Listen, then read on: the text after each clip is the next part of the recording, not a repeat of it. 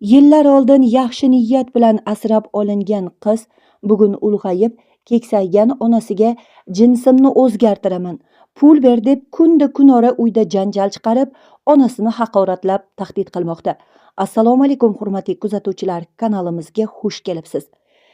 Kechadan buyon Telegram kanallarida va ijtimoiy tarmoqlarda ko'rgan odamni g'azabini qo'zg'atadigan, yuragini dahshatga soladigan bir video tarqalmoqda.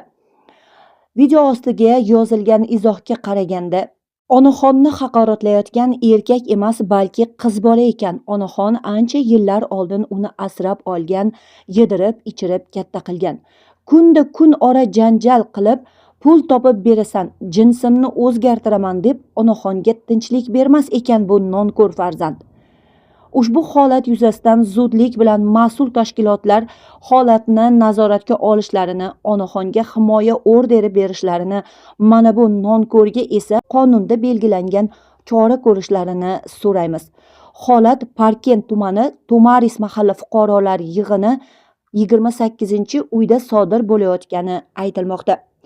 Hurmatli kuzatuvchilar, bilaman sizlar video qani, nega videoni qo'ymadingiz, qani isbot degan savollar bilan kommentariyda boshni og'ritasizlar.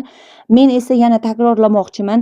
Men hech qachon boshqa kanallarda e'lon qilingan videolardan foydalanib, o'zimni kanalimga joylayotgan videolarni tahlika ostiga qolishini xohlamayman. Ya'ni boshqalarning videolaridan foydalangan holatda kanalga YouTube hamjamiyati tomonidan jazo keladi. Shu sababli ko'rmoqchi bo'lganlarga osonroq topib olishsin deb Telegram kanallaridagi video joylangan sahifani kopiyasini qo'yyapman. Kerak bo'lsa ko'rib olishlaringiz mumkin. Men hech qanaqangi vohma qilib yolg'on ma'lumot berayotganim yo'q. O'ylaymanki, ichki ishlar organlari mana bu nonko'rga nisbatan tegishli chora ko'radi va onaxonni himoya ostiga olishadi.